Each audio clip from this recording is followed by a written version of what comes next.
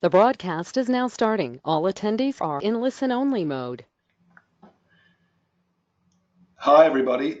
Excuse me. Welcome to this free 30-minute webinar on the 5 Conversations framework. I noticed from the list that we've got people from all over Australia and even a couple overseas. So welcome wherever you are, whether it's morning, evening, whatever it might be. Just enjoy. I'm only going to be online for 30 minutes. I want to give you an overview of how the 5 Conversations framework works.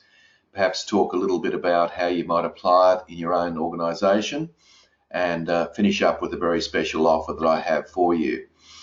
All right, so let's get underway.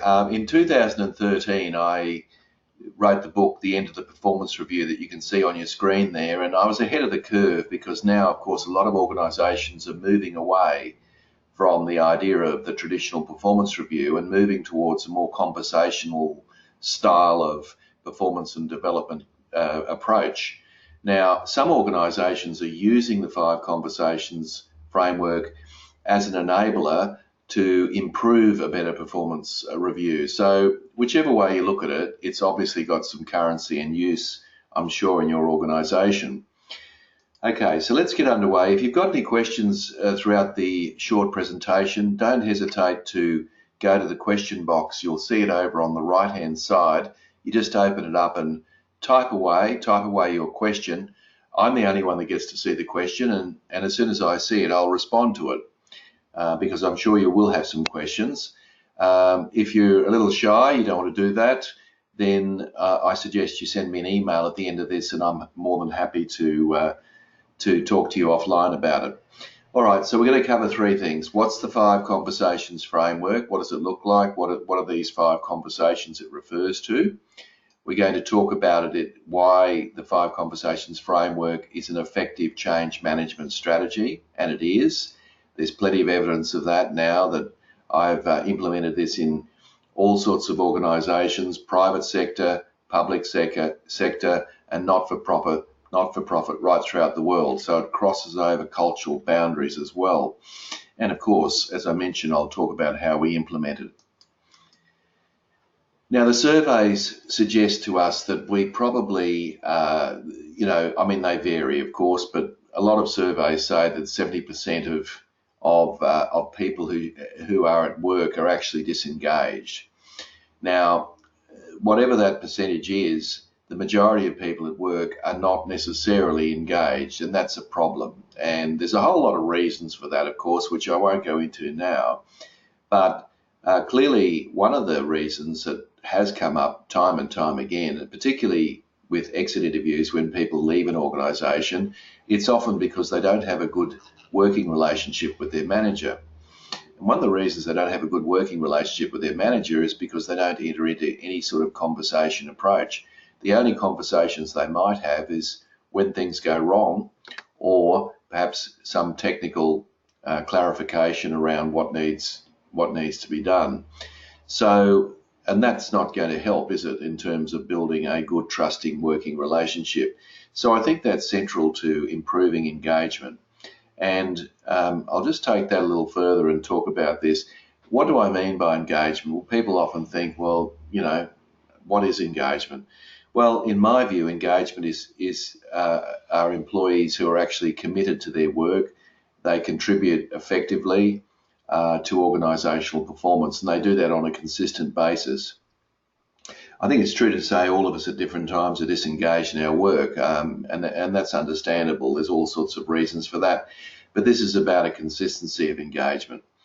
So that's what engagement actually means, and I have very clear evidence from, and you'll see later, that the 5 Conversations framework actually increases engagement in the workplace, which is obviously a positive. Now, in fact, here is a couple of, I went too far there. Let me just go back one. So let's have a look at this. And this is some research that was done to demonstrate that if you can improve your engagement levels in your organisation by 5 percentage points, let's say your engagement level's 30% and you can get it up to 35%, then it's likely to increase, bottom line, 3% in revenue. Ultimately, that's what it is. And people there's more and more research in this area that demonstrates that there's a very strong link between engagement and productivity or increases in revenue. So obviously it's in everybody's interest to try to get a more engaged workforce. By doing that with small percentages, you can make significant differences to the bottom line. And I think that's the key point there. So let's look at the 5 conversations framework, and let me explain to you how it works. It's a fairly simple sort of proposition. I think you can see over on the left-hand side that there are 5 months. You can see in the middle column there are 5 conversations. So and you can see, and I'll go through each of them in a moment. And then over on the right-hand side, you can see that it gives you a little bit of an idea of what each conversation is about.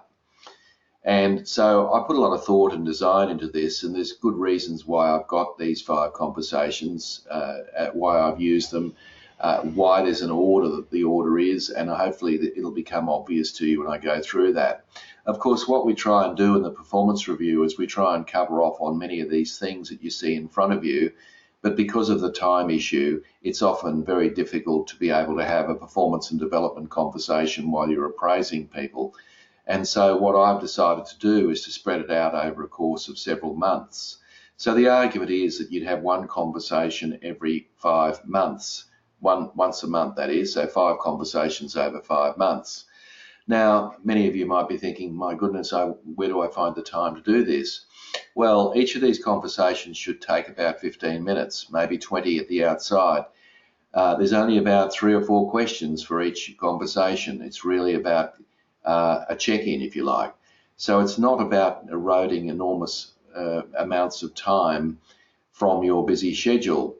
But on the other hand, if you do it, it's a huge investment in time, because I have evidence that I'll show you shortly about how incredibly useful these conversations are in terms of increasing morale, job satisfaction, performance, trust. All of these things are actually improved by entering into these conversations. So in other words, look at it as an investment of time rather than something that's detracting away from the core responsibility that you have in the workplace.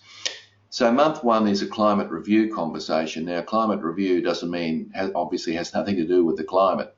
So climate review is very much around people's job satisfaction.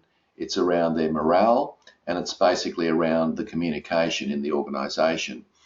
Now, it's really interesting, isn't it, that we spend thousands, if not tens, or even in some cases hundreds of thousands of dollars on engagement surveys. And the criticism, of course, is from many people that participate in those, that we never see any changes or we never see the results. So my question is, why don't we just have a conversation about it? Why do we have to do this, go to all this trouble of spending all this money and going online? Why can't a supervisor or a leader sit down and talk to people about their job satisfaction? Why can't they talk about morale? Why can't they talk about communication? In many respects, the online surveys are actually detrimental, because there's a good excuse then not to talk about these things, because they'll come up in the annual engagement survey. So the first question that we would ask in the climate review conversation is, on a scale of 1 to 10, 10 being high, 1 being low, how do you rate your current job satisfaction? Now, of course, I should also say that the people coming to these conversations are already aware of what's going to be asked of them. Why? Because we want them to actually think about the answers, and we don't want them to be sitting there blindsided or not have an answer. So let's say somebody said 6. Then the question then is why? So this is, of course, a much deeper question. Why is your job satisfaction rated a 6? Why isn't it a 7? Why is it not a 5? What is it? What's going on at the moment? Now, we know that job satisfaction ebbs and flows.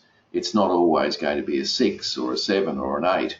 It depends on the day you're having, the customer you've dealt with, or whatever might be the case. But at the end of the day, it gives you a benchmark to work from as a leader. And then you can then talk to people about how you might actually get that score of 6 to a 7 or an 8.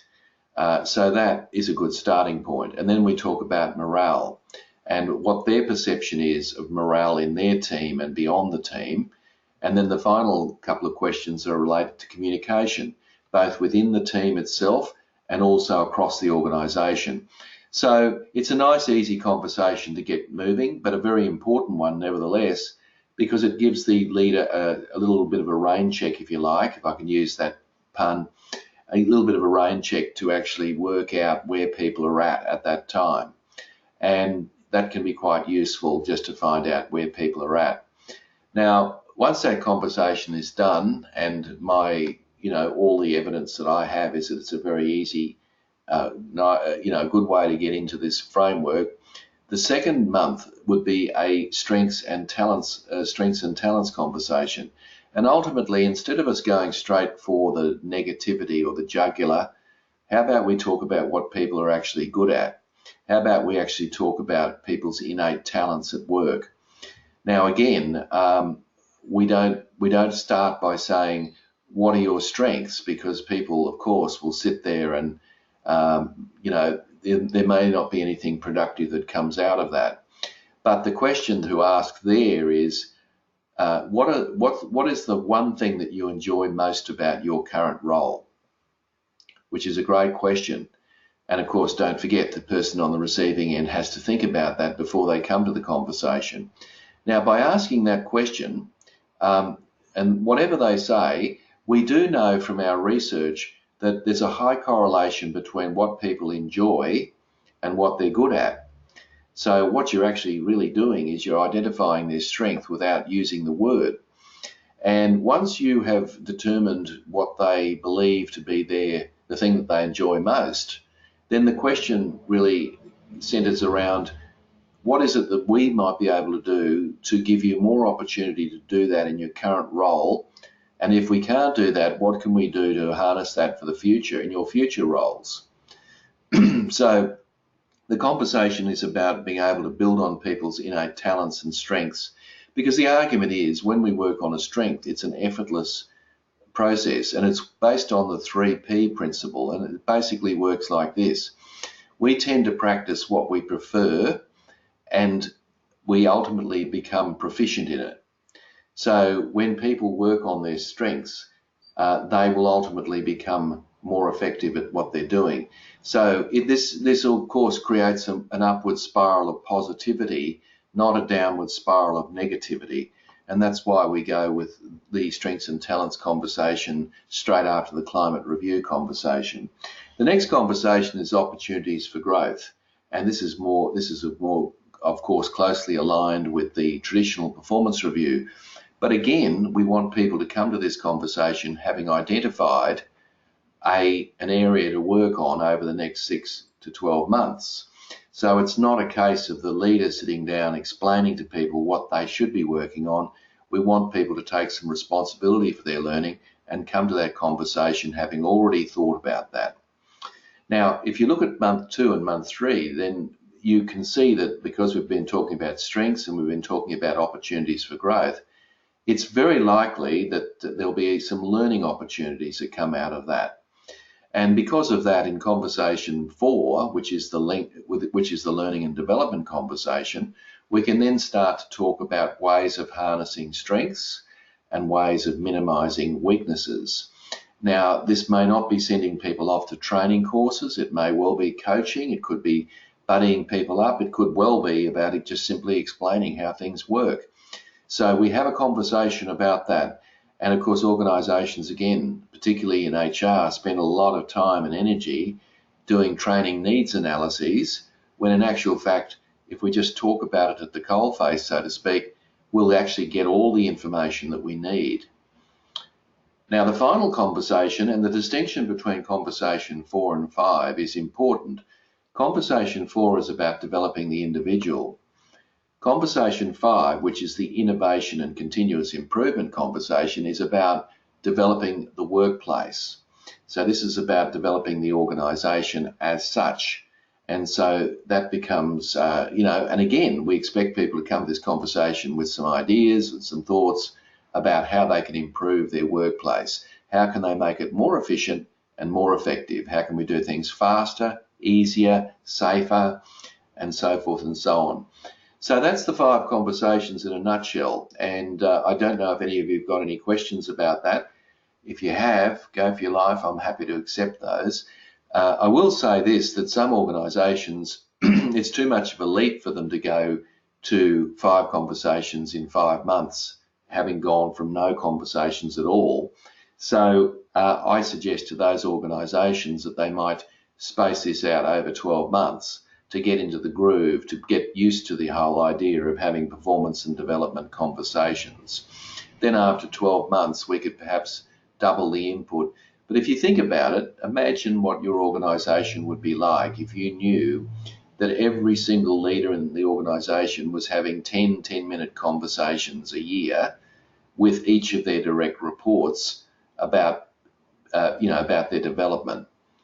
Do you think that would increase engagement? I think it would, and I probably would like to just share that with you right now. So before I go into, and I've got some before and after snapshots from an organisation I've done this in, but what you're seeing on your screen right now is the process of implementing the 5 conversations. So you'll notice that we start at 12 o'clock, we assess, we induct, we coach, we broadcast, we implement, and we record. So what I'll do is I'll go through each of these very briefly and give you some idea of what they mean. And so let's start with the assess. So let's take that to start with. This is a before and after snapshot. So what we're attempting to do here is to collect some data around where the organisation is before we start the 5 conversations. Why? Because we want a benchmark to work from. And then after one round of the 5 conversations, we then do exactly the same survey to exactly the same people in exactly the same way. And so we can then compare a before and after. And what you'll find is there will be an improvement in engagement, there will be an improvement in trust. And what that means, of course, is that you can show conclusive evidence that this is actually working. So let's have a look at that a bit further, a little bit more in depth, if I may. I just got a question here I'll deal with. So Michael asks, what questions do you ask employees prior to the opportunities for growth conversation in the pre-work? Yes, good question, Michael. The key question there is, what is one area that you believe that you need to work on over the next 6 to 12 months? And then they bring that along to the conversation, Michael. And the idea is then that you work with that. Now, obviously, if you agree with that, well and good, you go for your life. If you don't agree with that, you might suggest some other things. But nevertheless, what it means is that the employees coming to those conversations having thought about that as such. Hi, Andrew. Did you have a question you wanted to ask? I'll just let you finish typing that question. I'll keep moving on. All right. So then we have an induction. Now, the induction is about 2 hours, and we suggest that everybody in the organisation go through that induction. Now, you might want to think about cutting costs around that, but I suggest you don't, because I think it's important that people actually understand what's in it for them in this whole process. Because if you don't do that, you get yourself into all sorts of strife. So so Andrew's asking the question, how do these conversations tie in to the objectives of the organisation? Now, that's a good question. These objectives tie in to people's personal development and performance. So indirectly they tie in.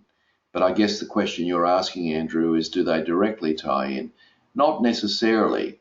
I want to have a developmental conversation, a performance conversation. Now, there's no reason why you can't have, for example, a 6th conversation around KPIs and goals and objectives, as you put it.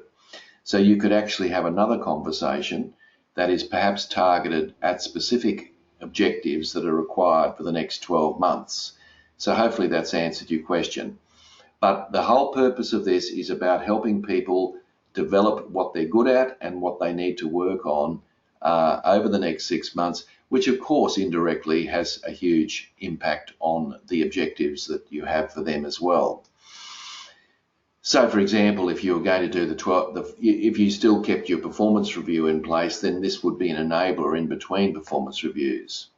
But if you decided to get rid of your performance review, but you still felt you needed to have the KPI conversation, then you'd probably implement a sixth conversation, which is just to get together around goals and objectives, perhaps moving forward, and that could be quite productive in that case. So I hope that's answered your question. So there's a 2-hour induction for employees and leaders, and that's important because we need people to understand this is not just some sort of ad hoc thing that we're doing. It needs to be done. If it's going to be done, it's got to be done properly and seriously. My pleasure, Andrew. Moving on, the coaching. Now, one of the great, I find that one of the most effective things that we do in the 5 conversations framework is we get a group of managers, about 4 per group, and we meet with them 3 times during the cycle. Now, the reason we meet with them is so that they can learn from each other. So, for example, someone like myself as a skilled coach would sit down with those 4 managers and ask them how their conversations are going, what's working, what's not working, and then that facilitates a really good discussion. And through that discussion, what happens is the other people sitting at the table mentally or even actually take notes around what they could do differently or what pitfalls not to fall into. So this is really powerful because this is what we call peer group learning. So we have a process there for that as well. And so we have one at the beginning to get them started, one in the middle, and one at the end. Now, because we've got 5 conversations, we have a 30-minute webinar like I'm doing with you once a month, so that what this does is it gets people started, and the webinars are only on the next conversation. So for example, if the next conversation is the learning and development conversation, then I would share with the people in the webinar what the questions will be and how to approach those questions, and some tips and hints on how to have better conversations. So we have that going all the way through as a little bit of a framework to keep people on track, if you like, and give them some material as they go. Obviously, the implementation is the real learning. People often say we've got to go off to training to learn how to have conversations. My argument is just have the 5 conversations. That's good enough training. Get used to having this, and by doing it, you will learn along the way. So the implementation is the real learning in this case. Now, the other thing that's important in all of this is we have an online web-based management support system. And the online web-based management support system is something that you can record your conversations on. So you can put down, so when someone prepares, they can write down what their preparation notes are. When the managers had their conversation with the team member, they can then add their bits and pieces to the recording. It's got an opportunity for, a plan of action. Also gives whoever the administrator in the organisation an overview or a dashboard of how many people are doing conversations and where are they up to. So in a nutshell, that's the system. And I'm more than happy to talk to you about how you would implement that in your workplace, and what you might do to go about doing that. All right, so that's the process, and if you've got any questions about that, let me know. I just thought I'd give you, we've got about 5 or so minutes left. I just thought what I would do when I was preparing for this is give you some before and after snapshots. You might recall step 1 is to take a survey, and then the last step at the end of the cycle is to actually do the survey again. So have a look at this. It's very interesting to see. And now this is an organisation, which of course will remain nameless, but here are the statements, and this is the aggregate responses here. Okay, aggregate meaning the majority responses. So in this case here, in survey 1, and I'll just read that through, I have not received enough feedback on my work from my boss. Now you want people to actually disagree with that, don't you? You're hoping that people do get enough feedback. But in survey 1, it was a bit weak, 36%. Survey 2, it was 72%. I feel my boss is getting the best out of me in my current role. That went from 43 to 72, which is a significant improvement across the board. Now, this organisation was over 100 people. I have discussed strategies to grow and develop my current role with my boss, 40 versus 55. Now, bear in mind, this is over a period of several months, so it's not as if it's 2 years. It's a fairly stark shift by implementing the framework. Let's have a look at some more questions. My boss has implemented some improvements from his or her team to improve the team's way of doing business, 43 versus 78. My boss is open to improvements, I suggest, 57 versus 83, which is a huge improvement. So you can see that all of these things are critically important to your success as an organisation. Here are some of the comments that were written. So there's an opportunity for people to make comments as well. I won't read through them all, there's too many, but I've just given you a sample there to have a look at so that you've got a little idea as to what sort of things people are saying. So for example, questions are not intrusive and could be delivered in a friendly manner. They provided an opportunity to learn more about individual team members, said one leader. The conversations helped to break down barriers to communication and enabled line managers to be more open, to have more open conversations with team members. The 5 conversations framework has fostered more impromptu conversations in the team. In other words, trust's gone up. Discussions about the team members, on what the team members working on. Overall, the 5 conversations framework assisted in improving engagement, trust, and relationships of participants. Now that's after 5 conversations. So you can imagine what that would be like if you did that year in and year out and got people into the habit of doing this. It would make a profound difference. And it would make a profound difference to the bottom line, which is precisely what I mean by that. So just to finish up, and if you've got any questions now, happy for you to type them in and I'll keep an eye out for those. Here are some advantages. So the advantages of implementing the 5 conversation framework is that it will heighten levels of engagement. And you've seen evidence of that just in the short session that we've spent today. Of course, if you decide not to implement the 5 conversations, then disengagement levels will remain the same. Nothing will magically change. Another advantage is it'll build more trust, without a doubt. So if you don't implement the 5 conversations, you will perpetuate a them and us culture, which is certainly not ideal to productivity.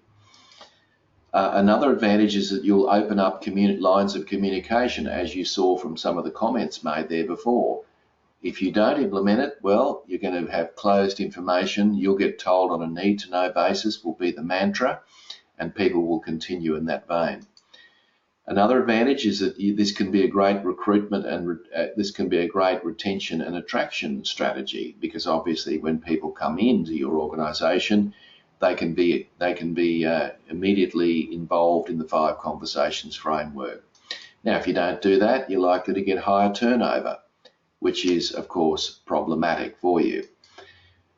It can improve leadership. Why? Because managers are actually using some of the skills that they're learning in all these management programs by having regular conversations with their direct reports. And of course, if you don't apply it, you'll just maybe continue with the command and control style of leadership that your organisation has probably had since the year dot. Another advantage is you will get greater productivity, because you can imagine that those results will equate to better productivity, as I mentioned. If you don't do this, things stay the same. So the choice is yours as to whether or not you go down this road. So you might want to give that some consideration.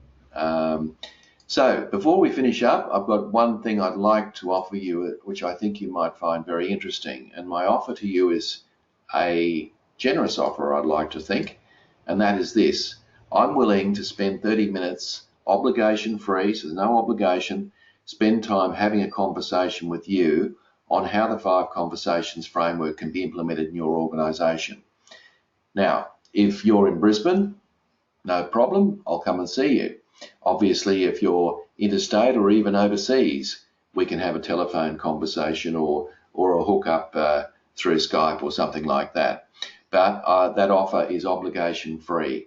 All you've got to do to take advantage of that is just send me an email at tim@winnersatwork.com.au or give me a call. And then as soon as we're both free, we can have that conversation, and I can talk in a little bit more detail around some of the things that I've shared with you today in terms of implementing the 5 conversations framework in your own workplace.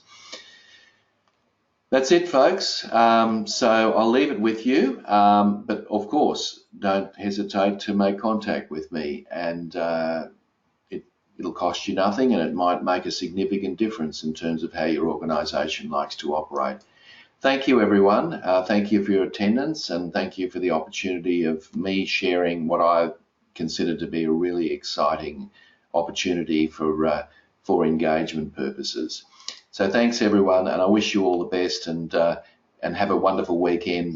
We've just got a question here before I go. I better deal with that. Tim, I purchased your book. Will this further develop my understanding? Aha, Andrew, I thought I recognised your name. Yes, it will. However, I should say this to you, Andrew, it won't talk about the actual